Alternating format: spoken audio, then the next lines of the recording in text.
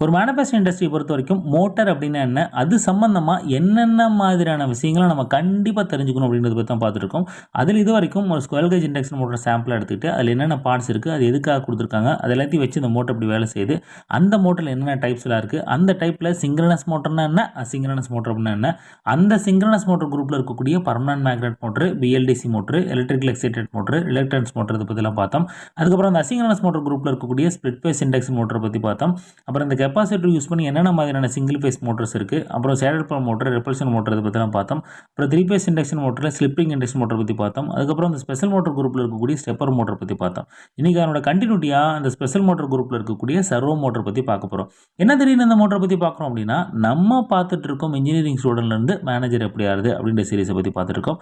எப்படி டைரக்ட்டா மேனேஜர் ஆக முடியும் அப்படின்னு கேட்டீங்கன்னா, அதுக்கான ஸ்ட்ராட்டஜி வீடியோட லிங்க் வந்து டிஸ்கிரிப்ஷன்ல ஐ பட்டன்ல குடுத்துருக்கேன். செக் பண்ணி பாருங்க. அதுல நம்ம என்ன பார்த்தோம், ஆரம்பத்துல இருந்து ஒரு 5 விஷயத்துல ஃபோக்கஸ் பண்ணோம் அப்படின்னா, வாய்ப்பு கிடைக்கும்போது சரியான நேரத்துல நம்ம லீடர் ஆயிரலாம்னு சொல்லி பார்த்தோம். அதுல ஃபர்ஸ்ட் ஸ்டெப்பா இருக்கக்கூடிய டெக்னிக்கல் ஸ்கில், அது சம்பந்தமான எக்ஸ்பீரியன்ஸ ஷேர் பண்ணிக்க ட்ரை பண்ணிட்டு இருக்கோம். அது மட்டும் இல்லாம நீங்க ஒரு எலக்ட்ரிக்கல் இன்ஜினியரா உங்க கரியர ஸ்டார்ட் பண்ணீங்க அப்படின்னா, உங்க டெக்னிக்கல் ஸ்கில்ல என்ன சீக்வென்ஸ்ல டெவலப் பண்ணணும் அப்படின்றதுக்கான ரூட் மேப் டெவலப் பண்ணியிருக்கோம். அந்த ரூட் மேப்ல இப்ப நம்ம எங்க இருக்கோம்னு பார்த்தீங்கன்னா, மோட்டார்ஸ் அண்ட் ஸ்டார்டர்ஸ் பத்தி பார்த்துட்டு இருக்கோம். அந்த மோட்டார்ஸ் அண்ட் ஸ்டார்டர்ஸ்ல இன்னைக்கு நம்ம சர்வோ மோட்டார் பத்தி பார்க்க போறோம்.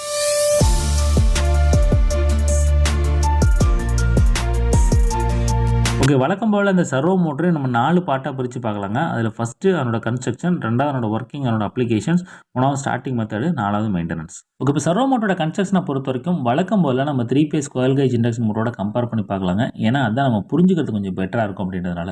அதில ஃபர்ஸ்ட்டு ஸ்டேட்டர் செட்டப் பொறுத்தவரைக்கும் ஸ்குயர் கேஜ் இண்டக்ஷன் மோட்டர்ல அதனோட கோர் அண்ட் ஸ்டேட்டர் வைண்டிங் அப்படின்றது சிம்பிள் செட்டப்பா குடுத்துருப்பாங்கன்னு சொல்லி பார்த்துருப்போம். ஆனா, நம்ம சர்வோ மோட்டர்ல பார்த்தீங்க அப்படின்னா, கொஞ்சம் வித்தியாசமா குடுத்துருப்பாங்க. அதில என்ன சேஞ்சஸ் அப்படின்னு பார்த்தீங்கன்னா, ஃபர்ஸ்ட்டு அதனோட கோர பாருங்க. இங்க பார்த்தீங்கன்னா, லைனா குடுத்துருக்காங்க. இங்க பார்த்தீங்கன்னா, ஃபுல்லா பிளெயினா குடுத்துருக்காங்க. எதுக்காக இந்த சேஞ்சஸ் அப்டின்னா, நம்ம இண்டக்ஷன் மோட்டார்ல உருவாக்கக்கூடிய ஹீட்ட வெளிய எடுக்கிறதுக்காக இந்த மாரி லைன் செட்டப் குடுத்துருப்பாங்க. அது எப்படி வெளிய எடுக்கும்னா, இங்க ஒரு ஃபேன் பிளேட் ரொட்டேட் ஆயிட்டு இருக்கும். அதுல வரக்கூடிய காத்து இந்த லைன் வழியா பாஸ் ஆகுறதுனால, இங்க வரக்கூடிய ஹீட்ட வெளிய எடுக்கும்னு சொல்லி பார்த்துருப்போம். ஆனா, நம்ம சர்வோ மோட்ல பார்த்தீங்கன்னா, ஃபுல்லா பிளெயினா குடுத்துருக்காங்க. ஏன்னா, இங்க ஹீட்டே ஜெனரேட் ஆக போறதில்ல அப்டின்றதுனால, அங்க கூலிங் பண்றதுக்கான செட்டப் இங்க தேவைப்படல.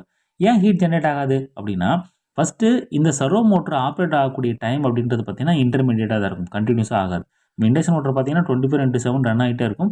பட் சர்வோ மோட்டார் வந்து கொஞ்ச நேரம் ஓடும், கொஞ்ச நேரம் ஸ்டாப் ஆகும். அந்த கண்டிஷனால இங்க ஹீட் ஜெனரேட் ஆகாது அப்படின்றதுனால, அங்க கூலிங் பண்றதுக்கான பர்ப்பஸ் தேவையில்ல. இது 1. 2வது இந்த சர்வோ மோட்டாரோட எஃபிஷியன்சி வந்து பெட்டரா இருக்கும். அதோட லாஸஸ் வந்து ரொம்ப கம்மியா இருக்கும் அப்படின்றதுனால, இங்க ஹீட் ஜெனரேட் ஆகாது. அதனால நம்ம கூல் பண்ண வேண்டியது தேவையில்ல. இது 2.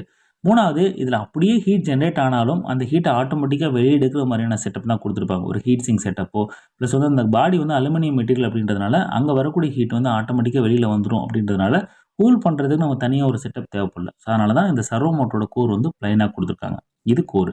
இதே நீங்க வைண்டிங் எடுத்தீங்க அப்படின்னா, நம்ம இண்டக்ஷன் மோட்டர்ல இந்த சிம்பிள் கான்ஃபிகரேஷன்ல குடுத்துருப்பாங்க. இந்த ஸ்டார்லெட்டா கனெக்ஷன் பண்ற மாரியான சிம்பிள் கான்ஃபிகரேஷன் குடுத்துருப்பாங்க. இந்த சர்வோ மோட்டரோட வைண்டிங் கான்ஃபிகரேஷன் வந்து கொஞ்சம் காம்ப்ளக்ஸா இருக்கும். ஏன்னா, அந்த என்கோடர் ஃபீட்பேக் எடுத்து மோட்டர் ரொட்டேட் ஆகணும் அப்படின்றதுனால, ஸோ அந்த வைண்டிங் கான்ஃபிகரேஷன் வந்து கொஞ்சம் காம்ப்ளக்ஸா குடுத்துருப்பாங்க. இது 2. அது 3வது இந்த வைண்டிங்கோட இன்சுலேஷன பொறுத்தவரைக்கும் நம்ம இண்டக்ஷன் மோட்டர்ல சிம்பிளா குடுத்துருப்பாங்க. ஆனா, சர்வோ மோட்டர்ல கொஞ்சம் ஸ்ட்ராங்கா குடுத்துருப்பாங்க. இங்க பார்த்தீங்கன்னா தெரியும், நம்ம வைண்டிங்கே வெளியில தெர்ல. அந்த அளவுக்கு இன்சுலேஷன் வந்து ஸ்ட்ராங்கா குடுத்துருப்பாங்க. ஸோ இதெல்லாம் வந்து ஸ்டேட்டர். இதே நீங்க ரோட்டர் எடுத்தீங்க அப்படின்னா, நம்ம ஸ்குயர் கேஜ் இண்டக்ஷன் மோட்டர்ல aluminium copper conductors 2 side end ring போட்டு குளோஸ் பண்ணியிருப்பாங்கன்னு சொல்லி பார்த்துருப்போம். இதே நீங்க சர்வோ மோட்டர்ல பெர்மனன்ட் மேக்னெட் ரோட்டர் அப்படி இல்லைன்னா வந்து வைண்டிங் இருக்கிற மாரியான ரோட்டர் செட்டப் வச்சிருப்பாங்க.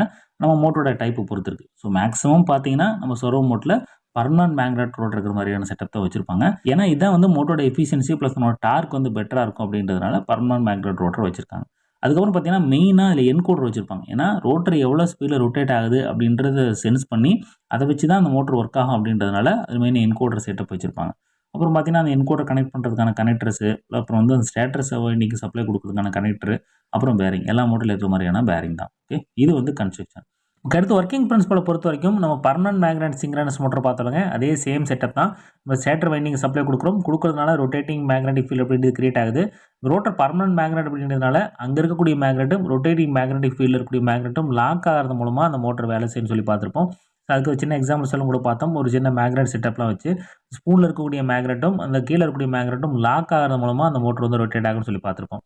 அதுக்கப்புறம் டைரக்ட்டா லாக் ஆகும். இதுக்கு வேற ஏதாவது அரேஞ்ச்மென்ட்ஸ் தேவைப்படுமா அப்படின்னு கேட்டீங்கன்னா, ஆமாங்க. இதுக்கு வந்து டிரைவு பிளஸ் வந்து பிஎல்சி செட்டப்லாம் இருந்தா தான் சர்வோ மோட்டார் அப்படின்றத வேலை செய்ய வைக்க முடியும். இதுக்கு வந்து டைரக்ட்டா நம்ம சப்ளை குடுத்தோம் அப்படின்னா, மோட்டார் வந்து ரொட்டேட் ஆகாது. இது எப்படி வந்து வேலை செய்யும் அப்படின்றத அந்த சீக்வென்ஸ பார்த்துரலாம். ஃபர்ஸ்ட் எடுத்த உடனே பார்த்தீங்கன்னா, பிஎல்சியிலேருந்து இந்த மோட்டர் எவ்வளோ வேகத்தில் ரொட்டேட் ஆகணும் அப்படின்ற இன்புட்டை அந்த டிரைவ் கொடுத்துருவோம். அந்த டிரைவ் என்ன பண்ணும் அப்படின்னா, அந்த மோட்டருக்கான சப்ளை கொடுக்கும். சப்ளை கொடுத்துட்டு அந்த மோட்டர் வந்து ரொட்டேட் பண்ண விடும். ரொட்டேட் பண்ணதுக்கப்புறம் அந்த மோட்டர் எவ்வளோ வேகத்தில் ரொட்டேட் ஆகுது அப்படின்றத அந்த என்கோடர் சென்ஸ் பண்ணி திரும்பவும் அந்த டிரைவுக்கு சொல்லும். அந்த டிரைவ் என்ன பண்ணும்னா, நம்ம இன்புட்டில் கொடுத்த ஸ்பீடையும் நம்ம ஆக்சுவலாக எவ்வளோ ஸ்பீடில் ரொட்டேட் ஆகுது அப்படின்றதையும் கம்பேர் பண்ணும். கம்பேர் பண்ணும்போது அதில் ஏதாவது முன்ன பின்ன இருந்துச்சு அப்படின்னா அந்த ஸ்பீடை கூட்டி குறைச்சி கண்ட்ரோல் பண்ணும். ஸோ இந்த சீக்வன்ஸில் தான் இந்த சர்வோ மோட்டர் அப்படின்றது வேலை செய்யும். இந்த மாதிரி இன்புட்டில் கொடுத்த ஸ்பீடையும் ஆக்சுவல் ஸ்பீடையும் கண்ட்ரோல் பண்ணுறதுனால தான் இது வந்து க்ளோஸ் லூப் கண்ட்ரோல் அப்படின்னு சொல்லுவாங்க. இதே நான் இன்புட்டில் ஸ்பீடை கொடுத்துட்டு அது ஃபீல்டில் எவ்வளோ வேகத்தில் ஓடுதுலாம் எனக்கு தெரியாது அப்படின்றதுனா அது வந்து ஓப்பன் லூப் கண்ட்ரோல் அப்படின்னு சொல்லுவாங்க. இதே நம்ம ஸ்டெப்பர் மோட்டர் பார்த்தீங்கன்னா அது வந்து ஓப்பன் லூப் கண்ட்ரோல், நம்ம சர்வோ மோட்டர் வந்து க்ளோஸ் லூப் கண்ட்ரோல். ஓகே இப்போ சர்வோ மோட்டருக்குள்ள என்னென்ன பார்ட்ஸ் இருக்குது, அது எப்படி வேலை செய்யுது அப்படின்ற வரைக்கும் கிளியராக இருக்கும். இப்போ எங்கெங்கெல்லாம் யூஸ் பண்ணுவாங்க அப்படின்னு பார்த்தீங்கன்னா, ஸோ நம்ம ஸ்டெப்பர் மோட்டரில் பார்த்த மாதிரி தான் நம்ம சிஎன்சி மிஷினு ப்ளஸ் வந்து ரோபோ ப்ளஸ் வந்து கன்வேயர்ஸு அப்புறம் அந்த பிரிண்டர் இந்த மாதிரிலாம் வச்சுருப்பாங்க. ஸோ நம்ம ஸ்டெப்பர் மோட்டருக்கும் இதுக்கும் வித்தியாசம் என்னென்னா, ஸோ நம்ம வந்து ப்ரீசியஸ் கண்ட்ரோல் வேணும், ஃபீல்டில் போகக்கூடிய ஸ்பீடை வந்து பார்த்து அதுக்கு தகுந்த மாதிரியான நம்ம மோட்டர் ஸ்பீடு வந்து கூட்டி குறைக்கணும் அப்படின்ற இடத்துல நம்ம சர்வோ மோட்டர் அப்படின்றத நம்ம யூஸ் பண்ணிக்கலாம். ஓகே இப்போ அப்ளிகேஷன்ஸ் ஒர்க்கிங் முடிஞ்சு. அடுத்து ஸ்டார்டிங் மெத்தட் பொறுத்த வரைக்கும் நமக்கு தெரியும், இந்த மோட்டர் ரன் பண்ணணும் அப்படின்னா கண்டிப்பாக நமக்கு டிரைவ் செட்டப் தேவைப்படும். இந்த டிரைவில் என்னென்ன இருக்குன்றது ஜஸ்ட் அவுட்லைனாக பார்த்துக்கோங்க. ஃபஸ்ட் எடுத்த உடனே இந்த டிரைவ் ஆன் பண்ணுறதுக்கான சப்ளை கொடுக்கணும். அதுக்கப்புறம் இந்த மோட்டருக்கு சப்ளை கொடுக்கறதுக்கான ஆப்ஷன் இருக்கும். அப்புறம் நம்ம என்கோட்லேருந்து வரக்கூடிய சப்ளை கனெக்ட் பண்ணுறதுக்கான ஒரு போர்ட் இருக்கும். அடுத்து கம்யூனிகேஷன், நம்ம பிஎல்சியும் டிரைவும் என்ன மாதிரியான கம்யூனிகேஷன் போர்ட்டலில் பேசிக்கணும் அப்படின்றது இருக்கும். ஈத்தர்நெட்டாக இருக்கலாம், இல்லை சர்க்காஸாக இருக்கலாம். ஸோ அது நம்ம டிரைவு பிஎல்சி மாடலை பொறுத்து மாறும். ஸோ ஜஸ்ட் இதோட போர்ட் இருக்குன்னு சொல்லி பார்த்துக்கோங்க.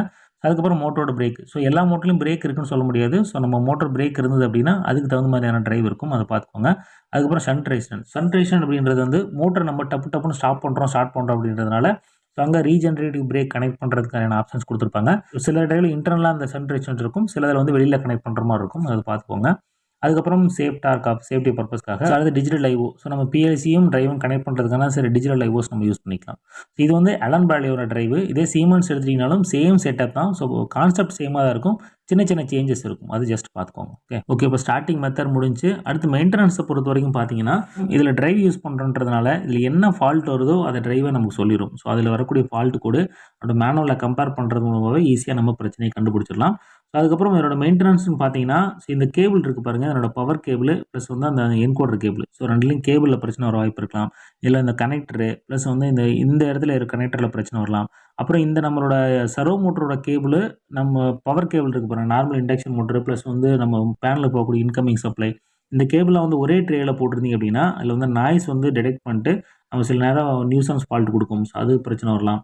அப்புறம் வந்து பார்த்திங்கன்னா இந்த ஈத்தர்நெட் கம்யூனிகேஷன் கேபிள்ஸ் கண்டிஷன்ஸ் எல்லாம் நம்ம பார்த்துக்கணும். ப்ளஸ் லூஸ் கனெக்ஷனு இந்த மாதிரி பிரச்சனைகள் தான் வரும். ஸோ மேக்ஸிமம் வந்து சர்வோ மோட்டரில் பிரச்சனை அப்படின்றது நம்ம இதிலேயே காட்டி கொடுத்துரும், நம்ம டிரைவ்லேயே காட்டி கொடுத்துரும்.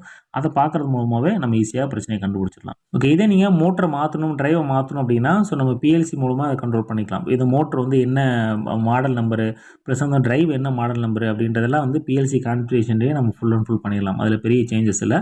ஸோ நீங்கள் மோட்டர் மாற்றணும், டிரைவ் மாற்றணும் அப்படின்னா ஜஸ்ட் அதனோட கேட்லாக் நம்பரை மாற்றிட்டு ஸோ அந்த ப்ரோக்ராம் டவுன்லோட் பண்ணுறது மூலமாக நம்ம பண்ணிடலாம். இதெல்லாம் வந்து நம்ம அந்த ப்ரோக்ராம் பார்க்கும்போது பார்க்கலாம். பிஎல்சி ப்ரோக்ராம் பார்க்கும்போது அந்த சர்வோ கண்ட்ரோல் அப்படின்றதெல்லாம் வந்து நம்ம கவர் பண்ணலாம். ஓகே இப்போ சர்வோ மோட்டரை பற்றின ஒரு பேசிக் ஐடியா வந்திருக்கும். இது வரைக்கும் என்னென்ன பார்த்தோம் அப்படின்றத சம்மரைஸ் பண்ணி பார்த்துடலாம்.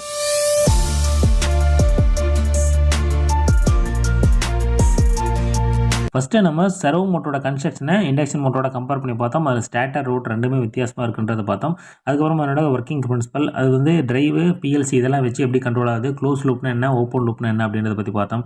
அதுக்கப்புறம் ஸ்டார்டிங் மெத்தடில் டிரைவ் அப்படின்னா என்ன, டிரைவில் என்னென்ன ஆப்ஷன்ஸ்லாம் இருக்குது, எதுக்கு அதெல்லாம் கொடுத்துருக்காங்க, இதை வச்சு நம்ம ட்ரபிள் ஷூட்டிங் எப்படி பண்ணுறது, அதனோட மெயின்டெனன்ஸ் என்ன பண்ணணும் அப்படின்றத பற்றிலாம் பார்த்தோம். இதே மாதிரி நம்ம அடுத்த வீடியோவில் நம்ம மோட்டர் டாப்பிக்கில் இருக்கக்கூடிய நேம் பிளேட் டீட்டெயிலை பற்றி பார்க்க போகிறோம். அதாவது ஒரு மோட்டரில் இருக்கக்கூடிய நேம் பிளேட் டீட்டெயிலை எப்படி நம்ம பார்த்து ஈஸியாக புரிஞ்சுக்கிறது அப்படின்றத பற்றி நம்ம அடுத்த வீடியோவில் டீட்டெயிலாக பார்க்கலாம். தேங்க்யூ.